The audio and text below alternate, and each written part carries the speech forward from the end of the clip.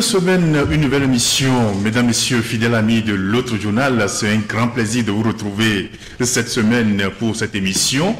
Nous sommes encore au rendez-vous pour vous parler de l'actualité d'ici et d'ailleurs.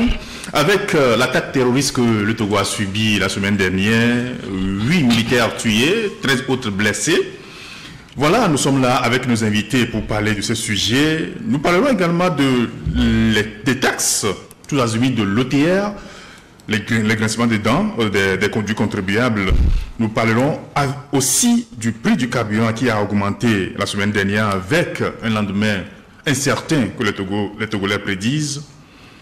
Jérôme Sossou et Nicolas Diglisson avec nous sur le plateau pour parler de tous ces sujets. Nicolas, bonjour. Bonjour à tous ceux qui nous suivent et c'est un plaisir d'être là. Voilà, je rappelle que Nicolas, il est le patron du jour de Aspam News. Aspam News, l'agence de service de presse Afrique Monde. Voilà, merci beaucoup. Merci d'avoir accepté notre invitation. Et Jérôme Sossou. Bonjour Jérôme. Oui, bonjour Isidore. Bonjour Nicolas. Bonjour à tous ceux qui nous suivent. C'est vraiment un plaisir. Voilà. Il y a longtemps, je ne suis plus arrivé dans cette émission. Mais bon, on est là. J'espère que tu n'avais pas peur des critiques et ceux qui veulent nous tomber dessus parce qu'on les critique ou parce qu'on ne peut pas regarder dans la même direction. Et si nous critiquons les gens, c'est de bonnes guerres qui nous critiquent. Voilà. Ça nous permettra quand même de nous défendre. Exactement. Et de leur prouver pourquoi est-ce que nous les critiquons. Exactement. Maintenant, s'ils ont des arguments pour nous critiquer, nous sommes là. Volontiers, on va les accepter. Mais si nous les critiquons, qu'ils aient aussi le courage d'accepter ce que nous disons. Voilà. C'est ça la réalité même. C'est ce qu'on appelle homme. C'est ce qui fait la démocratie. C'est ce qui fait l'homme. Tu n'as pas la capacité d'accepter des critiques. Tu veux critiquer des gens. Pourquoi? Et ceux qui veulent nous critiquer, tant mieux s'ils ont des arguments assez solides. Alors, on y va. On y va, on a du chemin. Exactement. D'ici demain, on va voir ce que ça va donner. C'est simple. Voilà. Je rappelle que Jérôme Sossou, il est le directeur de publication du journal Triangle des enjeux. Messieurs, merci d'accepter notre invitation. Nous commençons avec le rapport de RSF il y a quelques jours sur le Togo, sur l'état de la presse au Togo. Nicolas, tu as suivi ce rapport avec nous. Le Togo a perdu 26 places. Oui, en fait, ce n'est pas étonnant. Hein, et ça ne doit pas nous étonner dans la mesure où tout Togolais a vu d'abord les conditions dans lesquelles les journalistes s'efforcent à travailler et à cela s'ajoutent les conditions répressives contre les journalistes. Vous conviendrez avec moi que le Togo ne peut que reculer. L'année dernière, on peut prendre l'exemple de Feu, Joël Ega et Ferdinand pour avoir dénoncé quelque chose ou pour avoir dit que c'est des faits sociaux ou bien des faits sociopolitiques qui d'une manière ou d'une autre étaient avérés et qu'on puisse aller dans le sens de les embastiller de la sorte. Vous conviendrez avec moi que le recul du Togo ne peut pas être étonnant. Aujourd'hui, nous rendons compte que les autres pays prennent plus de l'avance sur le Togo qui avait, dans un premier temps, avec Feu et Adema, les journalistes ont réussi à adopter des textes jusqu'à la dépénalisation de la presse. Aujourd'hui, est-ce que la presse est dépénalisée au Togo? Je ne crois pas, parce que surtout à l'Assemblée nationale, il y a eu des textes qui ont été votés contre. On dit que c'est à l'avantage des journalistes, mais moi je dis que je suis journaliste, je pense que ces textes-là sont contre les journalistes, sont contre l'exercice du métier du journalisme au Togo. Malheureusement, on se tait.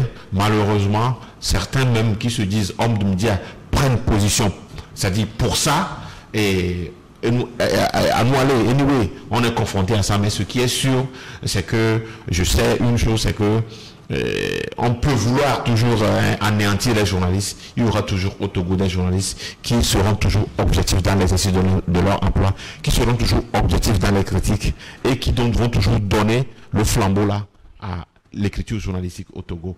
Mais tenez-vous bien, le recrue du Togo n'est pas pour moi une surprise. Merci beaucoup, c'est pas une surprise. Et Jérôme, dans tout cela, mais les journalistes togolais eux-mêmes disent que c'est bon, le Togo est sur la bonne voie. Non, c'est un peu ridicule, mais je les comprends. Je les comprends. Je sais en tout cas ce qu'ils visent. Et je sais ce que moi aussi je vise en tant que journaliste. Si hier le Togo occupait son 14e place et aujourd'hui le Togo est allé jusqu'à 100 et quelques places et qu'on dit qu'ils sont sur la bonne voie, c'est bien.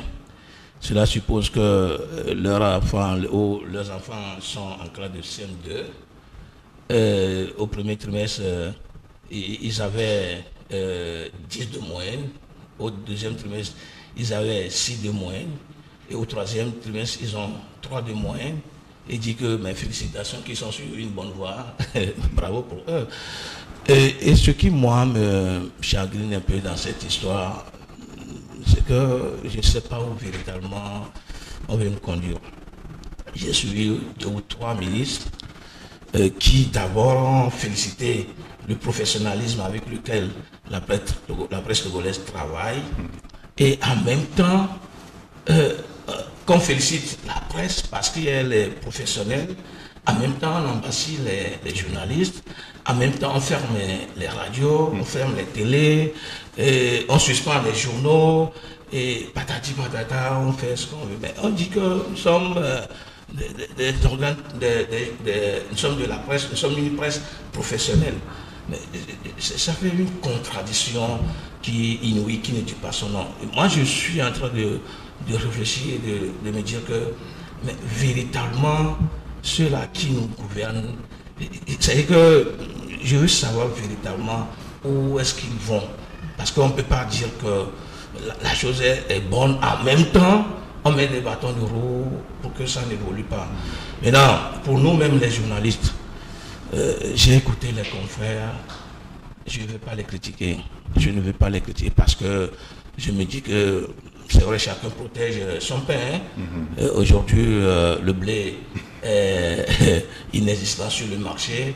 Et donc, quand on arrive à trouver une baguette de pain de Sakomi, il faut la protéger, il faut garantir, il faut la gérer, il faut garantir le lendemain pour ces affaires. C'est ridicule parce que je me dis, quand des gens veulent protéger leurs intérêts, et c'est ce qu'on est en train de faire, en même temps que on veut protéger des intérêts, en même temps que des gens font de l'hypocrisie pour nous demander de nous associer.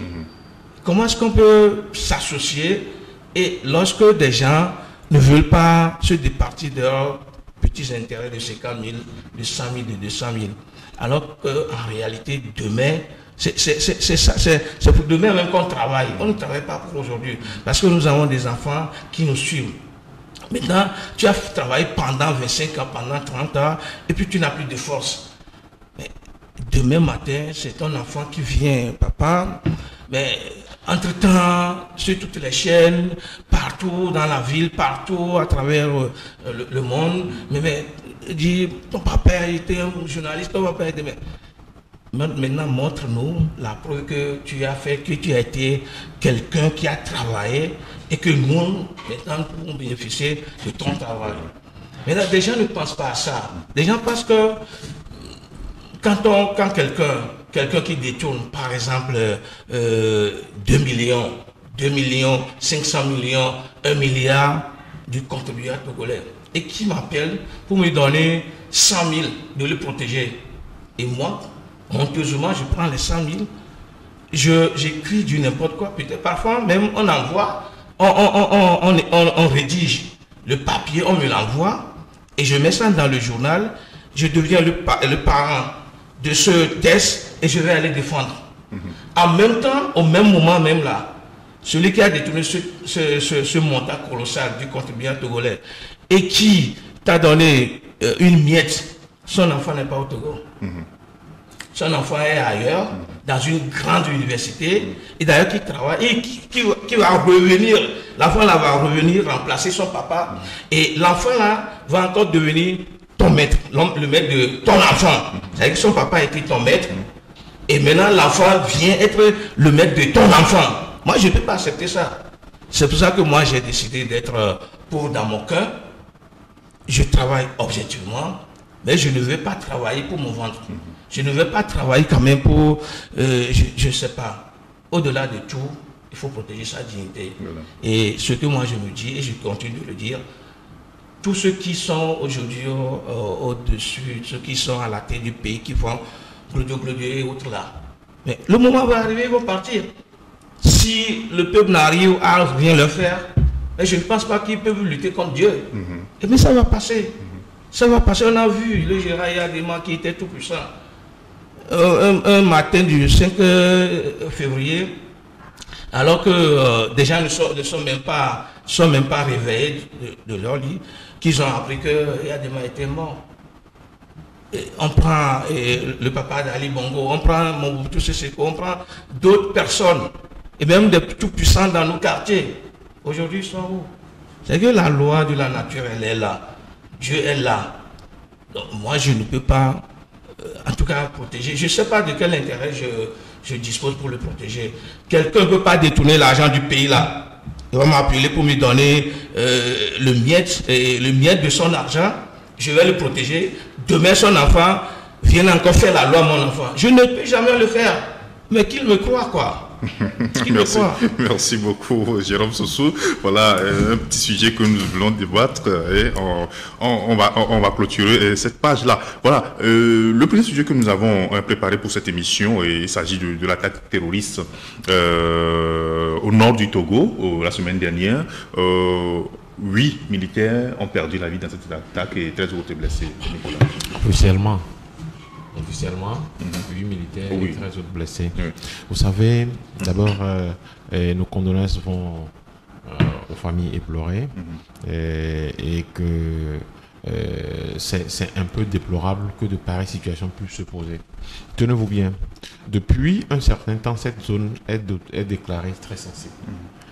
Et depuis un certain temps, selon les chiffres et les informations qu'on avait eues, il y avait une première semblant d'attaque, moi je l'appelle semblant d'attaque, où on nous faisait croire que nos vaillants militaires ont pu se repousser, qu'il y a eu seulement de traces. Les 21 militaires. Voilà, qu'il y a eu 21 militaires qui ont repoussé. Et qui ont même d'ailleurs été décorés récemment, et qui ont repoussé ces attaques djihadistes. Et le président même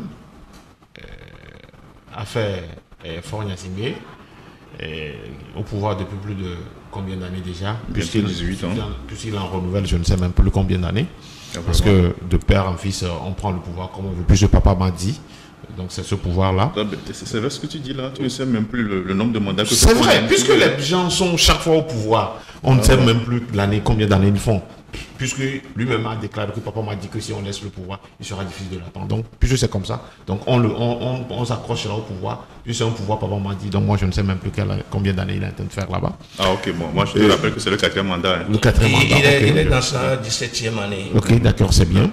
Donc pour ça, et qu'on dise que cette zone est sensible et qu'il fasse le déplacement avec tout le Bataclan communicationnel derrière, et que curieusement, la fois dernière, qu'on nous informe, une fois encore, condoléances aux familles éplorées, qu'il y a eu attaque djihadiste dans le nord du Togo. On a débloqué des milliards ici pour une aviation militaire au Togo. En un temps soit peu, même de renforts qui sont, on nous fait savoir que c'est les renforts qui sont tombés sur une mine. Ouais. Donc comment ces djihadistes ont fait pour placer deux mines à ces renforts-là et qui sont tombés dedans, ce qui peut arriver, d'ailleurs on ne refuse pas. Moi aujourd'hui, tout m'est toujours flou. Hein, et je ne cerne pas comment les choses se sont passées là-bas. Et puis l'approche que nous, étant journalistes, on a eu vis-à-vis de ceux qui sont sur le terrain au nord, ces apports n'ont pas été fructueux dans la mesure où On ne sait pas si on a cousu la bouche aux gens. Vous voulez connaître des informations sur ça. Les gens ne veulent pas parler sur le plan informatif. Pour dire aujourd'hui que pour moi, il y a eu des morts. Et ces morts sont des Togolais. Et ces morts sont des militaires togolais. Il faut aujourd'hui qu'on nous éclaircisse sur comment réellement les choses se sont déroulées. Comment réellement les choses se sont déroulées pour dire que quoi? Nous avons débloqué des milliards, des centaines de milliards pour une aviation militaire. Alors, les avions sont cloués ici. Déjà, lorsqu'on fait un renfort au niveau des militaires qui pouvaient arriver, on peut faire même faire un appel de renfort à Lomé où les hélicos là ou bien les avions militaires là peuvent immédiatement aller et porter secours à ceux qui sont sur le terrain. Ça n'a pas été fait. Et on dit qu'ils sont tombés sur des mines et puis voilà. Donc si on comprend même les communiqués pondus ou les déclarations officielles qui ont été faites, ça veut dire que même les djihadistes n'ont pas tiré sur ceux qui sont au bureau et que c'est ceux qui viennent en renfort qui sont tombés sur les mines, qui sont blessés et qui sont morts. Moi, je ne suis pas encore satisfait sur le déroulement de cette opération ou sur tout ce qui s'est passé là-bas. Je pense qu'on doit avoir des éclaircissements. Mais une fois encore, nos condoléances vont aux familles et aux enfants aujourd'hui qui sont orphelins. Déjà, il faut qu'on pense à eux. Je ne sais pas s'il y a au Togo, bon, on va pleurer les morts, mais après, et les enfants, qu'est-ce qu'ils deviendront? Quel apport on va leur apporter, on ne sait pas encore. Mais vivement qu'on nous éclaircisse davantage sur cet état de fait. Parce que dire seulement qu'il y a eu 8 morts qui sont tombés sur un engin explosif et qu'il y a 13 blessés, c'est trop facile. Parce qu'après tout, c'est une zone sensible. Et quand on sait que c'est une zone sensible, c'est que tous les moyens sont débloqués. Quand je parle de tous les moyens, c'est quoi? Il y a les renseignements. Ce n'est pas seulement avoir des renseignements, nous écouter chaque fois sur nos téléphones quand nous appelons nos copines et autres qui écoutent, c'est ça le problème. Et quand on parle de zones sensibles, c'est que déjà il y a des renseignements, même de l'autre côté de la frontière, on peut avoir des renseignements. Et les informations qu'on a d'ici, on peut même prévenir même cette attaque. Et nous dire que bonnement une attaque comme ça, surtout qu'on a déclaré que cette zone est sensible. Sincèrement, il y a du flou là-dedans. Et je pense que la population mérite d'être éclaircie là-dessus. Voilà. Merci beaucoup, et Nicolas et Jérôme. Ces attaques-là sont imprévues. On peut dire que les terroristes, ces gens-là, ils sont imprévisibles. Est-ce qu'on prévenir ces attaques-là? Oui, mais je suis tout d'abord triste. Cette situation, la situation de la dernière fois, m'a beaucoup attristé. Je ne sais pas comment m'exprimer pour satisfaire mes émois, mais c'est vraiment triste. C'est vraiment triste qu'une seule nuit, que nos vaillants combattants tombent sur le coup des hommes, comment les appelle-t-on, ces hommes sans foi ni loi. Sans foi ni loi, ces hommes qui n'ont pitié de rien. Et puis, c'est fini comme ça. Ils laissent derrière eux des orphelins, des veuves. C'est vraiment triste. C'est vraiment triste. Bon rétablissement aux blessés. Oui.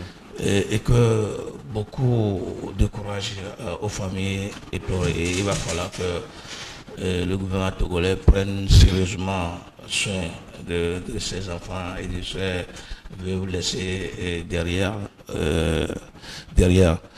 Maintenant, par rapport à ce qui se passe, je me rappelle qu'en 2017, avec cette histoire de Tipi Achadam, et qu'on aurait tiré sur des militaires au poste dans la maison d'un ancien ministre, et que cet ancien ministre était monté sur les antennes des radios pour traiter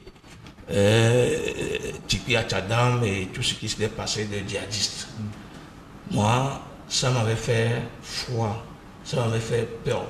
Je me suis dit que, est-ce que ces gens-là n'appellent pas la foudre sur nous?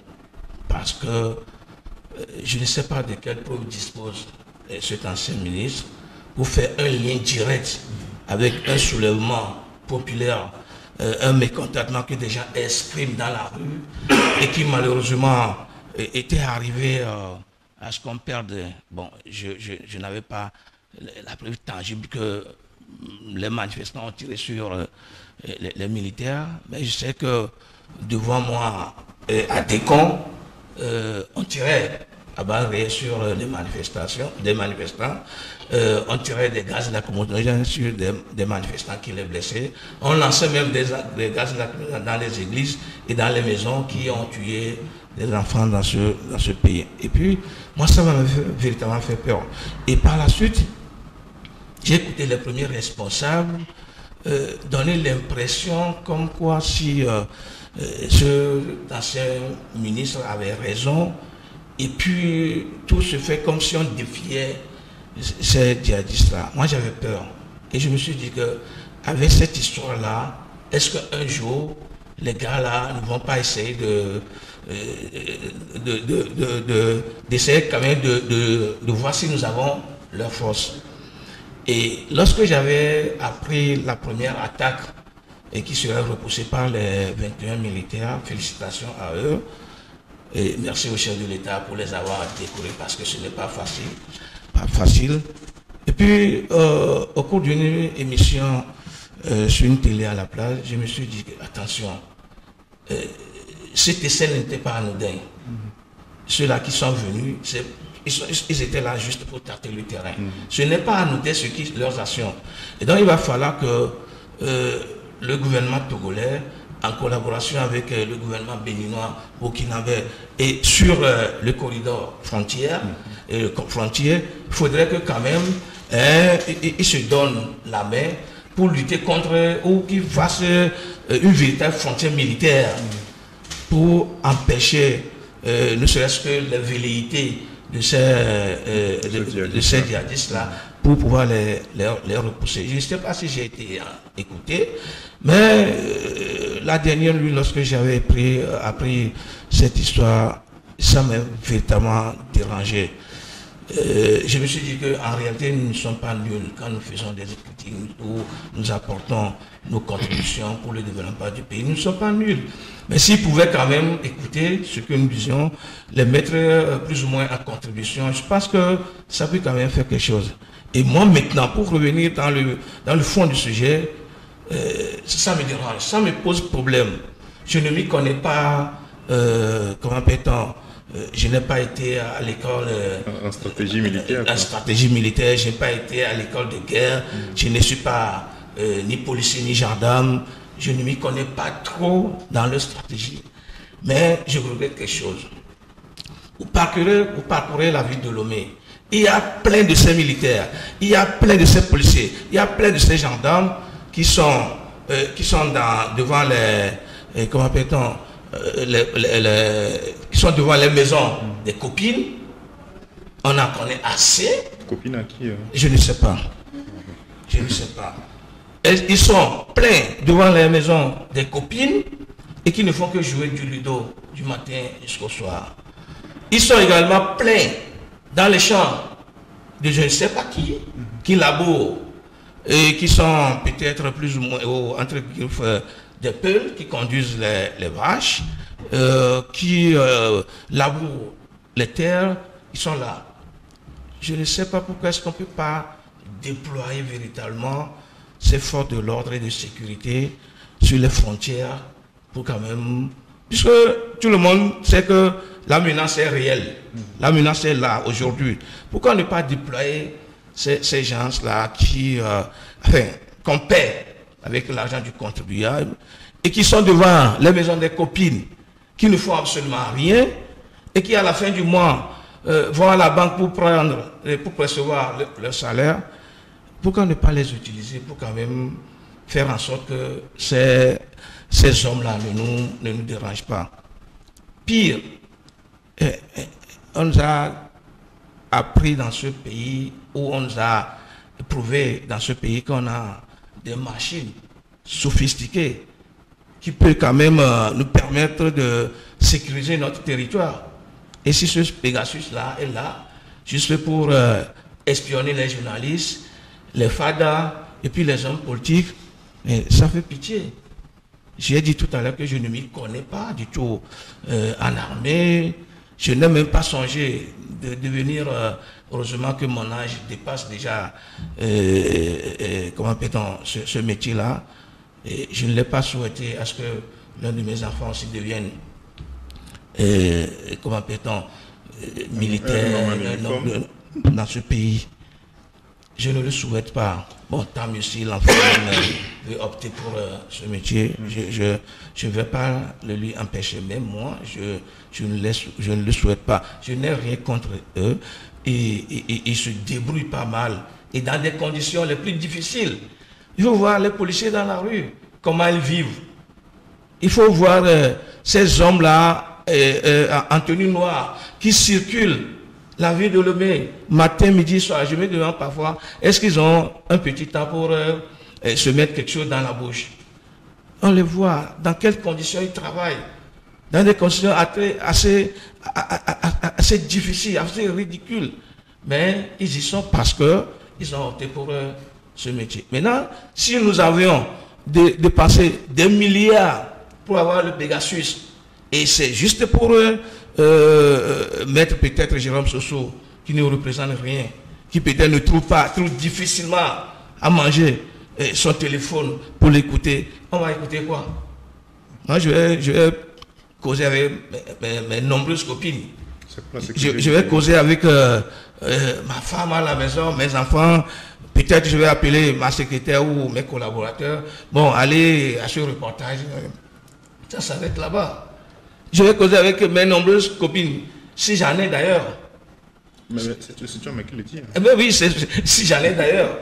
Ouais, ben bon, ça sert à quoi si véritablement on peut dépenser des milliards pour avoir cet appareil et qu'il ne va pas servir à anticiper ces genres de choses? Je me pose beaucoup de questions. Dans tous les cas, ceux qui ont dépassé de l'argent du contribuable togolais pour avoir cet appareil, seuls savent pourquoi ils l'ont. Pourquoi ils ont dépassé cet argent pour l'avoir. Et si c'est pour s'amuser, comme je viens de le dire, mettre les prêtres, les journalistes, les hommes politiques sur écoute pour voir si on va arracher le fauteuil présidentiel, je ne sais pas quoi, c'est de l'amusement. C'est simple. Maintenant, si véritablement on a dépensé cet argent pour prévenir ces choses-là, je les félicite. Alors, peut-être qu'ils se sont oubliés. Maintenant que la menace est réelle, je pense qu'ils vont tourner comment appelle-t-on, la caméra du Pegasus vers les frontières-là pour nous laisser tranquilles ici. Merci beaucoup, Jérôme. Oui, Nicolas, aujourd'hui, que ce soit le gouvernement, la hiérarchie militaire, on appelle les Togolais, la population civile, à collaborer avec les militaires, l'armée, pour pouvoir prévenir ces attaques-là. Mais il s'est fait qu'il y a une méfiance entre les... Je voulais revenir sur cet aspect de la chose. Et aujourd'hui, on parle de la collaboration entre civils et militaires. Mais vous voyez, aujourd'hui, j'ai dit déjà que sur le terrain, on a constaté que les gens ne veulent pas s'exprimer. Les gens ne veulent pas s'exprimer pour la simple raison qu'il y a une certaine méfiance entre les hommes en treillis et les civils. Tenez-vous bien, pour une affaire politique, on bastonne. C'est les militaires qui tirent, c'est les gens, c'est les hommes en treillis qui tirent, c'est les hommes en treillis qui bastonnent, c'est les hommes en treillis qui violentent ces mêmes populations civiles. Est-ce que vous pouvez comprendre aujourd'hui qu'on appelle ces mêmes civils aujourd'hui de collaborer? Ils seront toujours méfiants. Et c'est le cas aujourd'hui. Même au Togo, pour des affaires foncières, hein, ceux qui sont dans le domaine foncier aujourd'hui, il y a un grand problème. Partout, c'est les militaires, 4 heures déjà, ils sont sur le terrain, ils vont frapper tout le monde. 5 heures déjà parce que c'est un haut responsable, un haut gradé qui a des problèmes avec certains propriétaires terriens. Les militaires sont là-bas pour bastonner. Et c'est cette même population, ces civils aujourd'hui, qu'on appelle de collaborer. Il y a un contraste. C'est pourquoi d'ailleurs, si c'est qu'il y avait ce serment, la zone de King Pandi, ou bien la zone où les populations qui sont déclarées, qui se sont terrées dans leur maison, s'il y avait une collaboration efficace entre les hommes en treillis établis là-bas et la population, les nôtres allaient repousser, je parie qu'ils allaient repousser cette attaque. Sinon, on parle la même langue des deux côtés, des deux bords de la frontière. Donc, sûrement qu'ils peuvent avoir des élèves qui peuvent les infiltrer. Puisqu'ils parlent la langue, ils seront informés. Mais puisque les gens sont méfiants, ils peuvent avoir l'information, mais ils ont peur de le dire. Je vais dire, on va dire que c'est moi qui ai parlé. Et voilà. Aujourd'hui, je pense que l'État doit plutôt, si on veut une bonne collaboration entre les civils et les hommes en treillis, il faut repenser les choses pour qu'il y ait mieux rassurer les civils que non, on a fauté. Cette fois-ci, ce ne sera pas comme ça. Et on peut aller à cette collaboration. Mais aller sur l'entrée de dire qui collaboration, il n'y en aura pas. Mais moi, aujourd'hui, j'ai éclaté encore ma réflexion. Peut-être que ça va me créer de problème, mais moi, je vais le dire parce que je suis journaliste. Et dans un fait, je vais au-delà des faits, ou bien du fait. C'est quoi? La France a été décriée au Mali, de quitter le Mali, du moins c'est les forces françaises. Quand ils quittaient, nous avons vu tous comment les populations, les contrées que ces populations traversaient, comment les contrées que ces militaires français traversaient, comment on les empêchait d'avancer jusqu'au Burkina. Il y a eu même des émeutes, des tirs à balles réelles au Burkina avant qu'ils ne traversent le Burkina pour aller aujourd'hui s'installer d'une manière ou d'une autre au Niger. Même les Nigériens, jusqu'à aujourd'hui, ne sont pas d'accord pour qu'ils s'établissent. C'est comme ces militaires-là, le territoire français le leur a interdit. Et que, puisqu'on dit qu'ils ne peuvent pas rester au Mali, ils ne peuvent pas rentrer chez eux, il faut toujours qu'ils restent sur le sol africain. Et ils ont les trimbales du côté du Niger. Et on nous sait savoir qu'ils luttent contre les djihadistes. Voilà que le Togo est attaqué, nous sommes attaqués. Vous ne serez pas étonnés, c'est là où vient mon analyse, où moi je dis même que cette attaque des djihadistes n'est pas ex nihilo.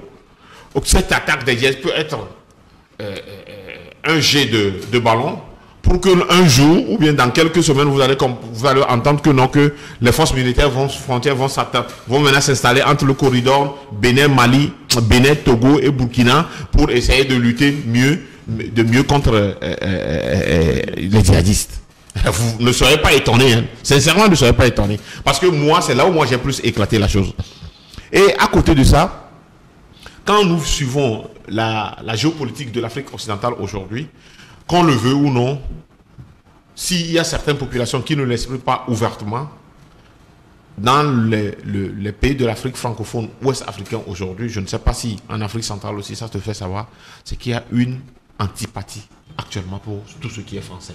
Il y a une certaine révolte quand on voit un Français. Parce que dans les analyses, dans nos pensées, c'est quoi? Ou bien dans la pensée de ceux qui réagissent, c'est que la France constitue le malheur de nos États aujourd'hui. Et au Bénin, au Sénégal, nous avons le mouvement de l'autre là, j'oublie un peu son nom, qui est carrément anti-français, même si chaque fois il est embastillé, on le libère, on dit faites éducation, on le libère. Nous avons au Bénin le Kémi Séba, le franco-béninois, même s'il est établi même aujourd'hui au Bénin et autres, il est là.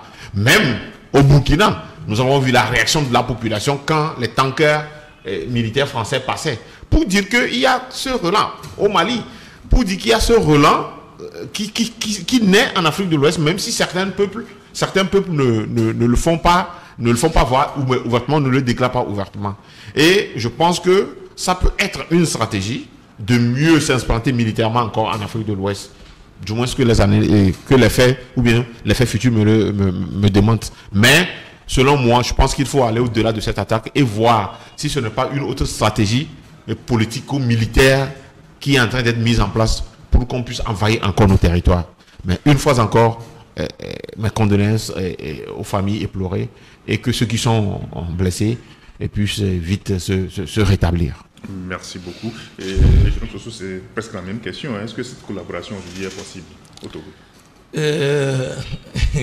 Je ne sais pas comment répondre à la question, mais je me dis que si nous, en tant que population, nous refusons de collaborer avec l'armée pour quand même la soutenir à faire en sorte que ces djihadistes-là soient neutralisés ou qu'ils soient hors d'état de nuire, je crois que la population se fait du mal. Et ce qui exprime cela, c'est que la population pense que si les djihadistes arrivent, ils vont tuer les militaires.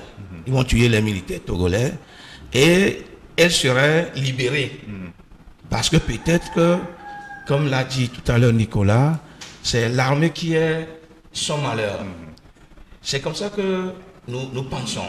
C'est comme ça que la plus grande partie des Togolais pensent. C'est-à-dire que quand ils arrivent, ces djihadistes-là, le peuple togolais pense qu'ils sont venus juste pour tuer les militaires, pour leur donner la liberté.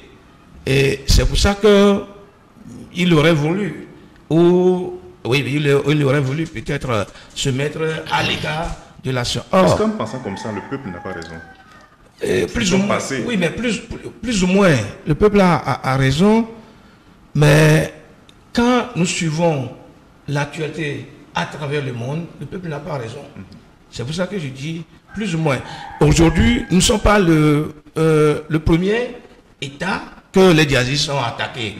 Ça a été fait au Mali, ça a été fait au Burkina Faso, à côté de nous ici, en Côte d'Ivoire, même au Ghana. Au Mali, ça continue de se passer.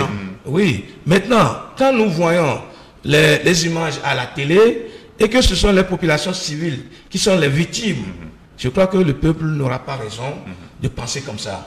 C'est pour ça que j'en appelle à la conscience des Togolais de ne pas penser de cette manière-là. Parce que ces hommes-là, qui dictent leur loi, et lorsqu'ils arrivent, ils s'attaquent à n'importe qui. Et puis, ils s'attaquent pour la plupart du temps aux civils pour donner l'impression qu'ils font du mal aux gouvernants. Alors qu'en réalité, il arrive même des fois que les gouvernants ne pensent même pas à ce peuple-là. La preuve en est que vous arrivez dans ces contrées-là, la famine à l'extrême, des gens ne trouvent même pas de l'eau potable à boire, des gens mangent difficilement. Ils n'ont pas des moyens structurés quand même pour leur permettre quand même de vivre convenablement comme des hommes. Si ils boivent dans la même mare que les animaux, cela veut dire qu'ils sont dans des conditions les plus misérables. Et donc, si maintenant le même peuple pense que lorsque les djihadistes vont arriver, ils vont s'attaquer uniquement aux militaires et que eux là, ils seront mis à côté, c'est faux. C'est pour ça qu'il revient fondamentalement à ceux qui nous gouvernent de changer leur paradigme. Parce que quand ils ne le font pas, véritablement, cette collaboration n'aura pas lieu ni aujourd'hui ni demain. Parce que hier seulement, hier dimanche justement, je causais quelque part avec un colonel qui, jusqu'à ce jour, est encore resté dans leur logique de militaire contre civil. Dans leur logique. Puisque moi, je tentais tout pour tout pour l'amener à la raison qu'aujourd'hui, celui qui peut faciliter cette cohabitation, c'est l'armée. Mais il ne veut pas comprendre. Il me dit que c'est la population civile qui doit faire le pas. Mais je lui ai dit, comment est-ce que celui-là qui a des armes, celui-là qui martyrise, celui qui méprise, celui qui violente quelqu'un dans la rue, et lorsque celui-là qu'on martyrise dans la rue, arrive à percevoir celui qui lui fait son bourreau, comment est-ce qu'il va vouloir l'approcher? Lorsqu'il le voit de distance, il va courir, il va fuir. Peut-être qu'il va lui faire encore du mal. Et donc, il revient fondamentalement à ce militaire-là de déposer son arme, de déposer sa violence, tout ce qu'il a dans la tête de mauvais, de le déposer et de rester citoyen comme le civil. C'est dans ce sens-là seul que ça peut marcher. Je lui ai même donné l'exemple, un exemple qu'on avait vécu dans ce pays au palais des congrès, j'étais témoin, où on a mis les militaires dans un rang, les civils dans un autre, et on échangeait les habits, on dit, comment ça s'appelle, et réconciliation, armée, nation. Ouais, voilà. J'étais là, j'ai rigolé tellement que s'il y a des gens qui se souviennent de mon rire, et je vois que ça va le faire, ça continue de lui faire du mal. Je parie que le lendemain, les bastonnades ont recommencé. Mais c'est justement ce que je dis. C'est pourquoi je disais que je rigolais. J'avais tellement ri que je me suis dit, mais que des gens s'amusent dans ce pays-là. Sincèrement, ça ne peut marcher que lorsque ceux qui sont entrés savent que, ou se mettent dans la tête que finalement, c'est avec l'argent du Togolais, du contribuable togolais, qu'on lui paie ce treillis-là. C'est avec l'argent du contribuable togolais qu'on lui a donné l'arme. C'est avec l'argent du contribuable togolais qu'on lui a payé ses choses grandioses. C'est avec l'argent du contribuable togolais qu'on lui paye chaque fin du mois. C'est avec l'argent du contribuable togolais qui roule dans des grandes voitures, qui dort dans des maisons les plus luxueuses. Il doit quand même se mettre à la tête que le civil est son frère direct, son frère de sang. Et donc, il est automatiquement obligé quand même de collaborer avec. Maintenant, celui-là qui peut véritablement faire en sorte que cette cohabitation soit réelle et qu'on la vive véritablement actuellement dans cette situation, c'est l'armée. C'est pour ça que, mais justement, ce qui est plus important, ou ce qui parfois me paraît très important, que les hauts gradés comprennent la situation mieux que ceux qui sont sur le terrain. Et malheureusement, eux là, ils sont dans le bureau. C'est ceux-là que moi j'appelle les colonels salons. Les colonels salons, ils ont beaucoup de barrettes ici, et ils gonflent les poitrines, mais ils ne maîtrisent pas beaucoup de choses. Donc ils sont dans les bureaux. Même les bureaux qu'on leur donne là, ils ne maîtrisent rien dans le bureau. C'est pourquoi je les appelle entre griffes et colonels salon. C'est ça la réalité. Et donc, ceux qui sont sur le terrain, les jeunes là, qui se démêlent, qui se débrouillent, qui se battent véritablement, et dans des conditions les plus misérables sur le terrain, c'est eux qui nous font la vie difficile. C'est ça, c'est eux qui font, c'est vrai que c'est eux qui combattent les braqueurs, c'est eux qui combattent, qui sont en train de combattre actuellement les djihadistes, c'est eux qui luttent contre tous ceux qui vont rentrer dans le pays pour peut-être de mauvaises intentions, mais c'est eux qui vivent mal. Et ceux qui sont dans les bureaux, ce sont eux qui vivent mieux. Et eux comprennent la situation que le civil et le militaire sont les mêmes personnes. Mais ils n'arrivent pas à inculquer la notion, la vraie notion là, à leurs agents, à leurs éléments. Ce qui fait qu'il y a un grand fossé entre les civils. Bon, maintenant, moi je souhaite qu'il y ait cette cohabitation qui va nous permettre d'ailleurs de lutter efficacement contre le terrorisme. Il va falloir que ce soit le ministre des armées, que ce soit le ministre de la sécurité, que ce soit les chefs corps, les commandants de brigade, les commissaires et tous ceux qui ont un commandement, qui ne commencent pas à inculquer cette notion de cohabitation, cette notion de je ne sais pas comment le dire, à leurs éléments, pour qu'ils reconnaissent que le citoyen civil est la même chose que le citoyen militaire. Et comme ça, ensemble, on va se mettre coude à coude pour repousser ces mauvais Merci gardes-là. beaucoup. Mais pour finir aussi, vous savez, et quand on parle de la cohabitation entre la population et les hommes entrés, moi je ne pense pas que la population a failli.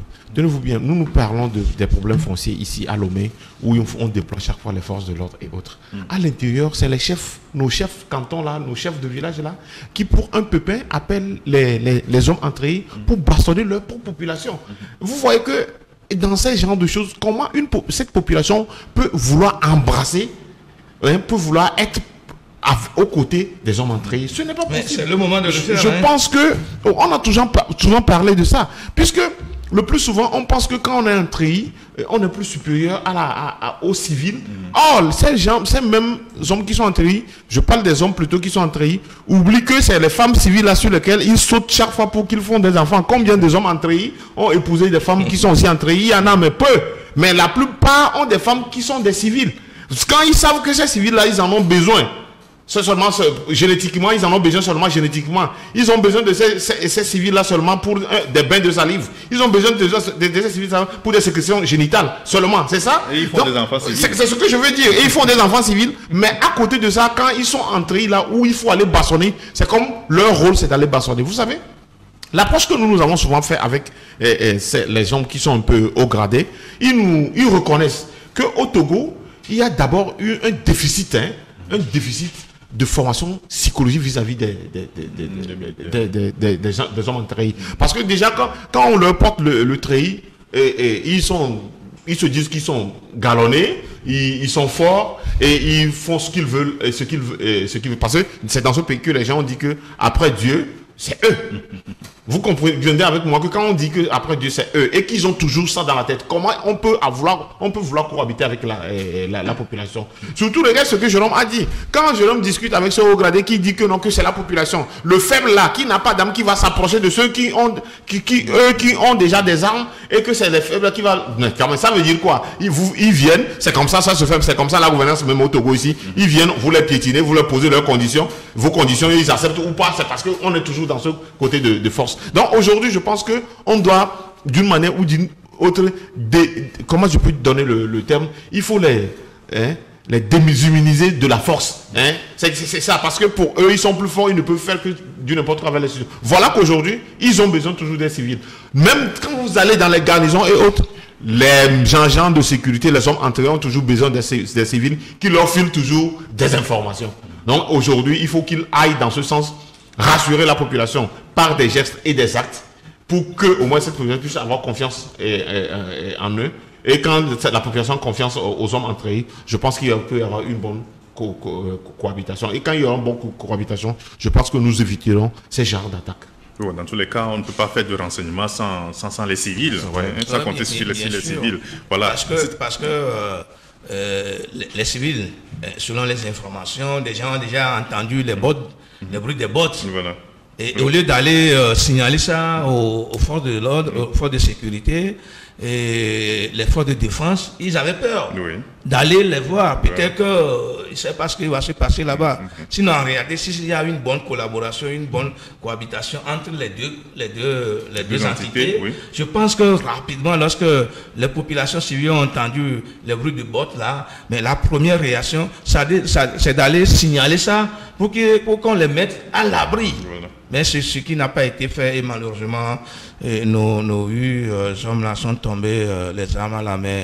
Moi, ça me fait toujours mal. Et puis, ce qui se passe aussi, il faut reconnaître qu'au Togo, encore, les hommes en treillis, il y a un déficit de dispatching de ressources humaines militaires au Togo. Jérôme l'a dit, que certains, quand le jour où ils sont recrutés, on les met devant une porte, c'est là où ils vont rester jusqu'à aller à la retraite. Vous conviendrez avec moi qu'il y a un déficit de dispatching des ressources humaines militaires. Lorsqu'on peut réorganiser les choses pour un bon dispatching, et le plus souvent, vous voyez le problème qui se pose, c'est qu'au Togo, the right man in the right place, on n'en a pas. Et c'est par des copinages, c'est par des combines de liens. C'est mon frère, c'est des cousins et autres. Ça fait qu'on pense que la chose nous appartient et qu'on garde la chose pour soi et qu'on en fait ce qu'on veut. Malheureusement, ce n'est pas ça parce que après tout, nous gouvernons. Vous avez des gens, des millions de têtes qu'il faut gouverner. Malheureusement, c'est ça. Bien sûr, messieurs, merci beaucoup. En tout cas, il faut cette collaboration, puisque selon les informations, ces djihadistes étaient là sur le terrain depuis le matin. Ils se sont même baignés dans la rivière, dans la localité, avant d'attaquer la nuit. Merci. Nous allons observer une pause et nous revenons après.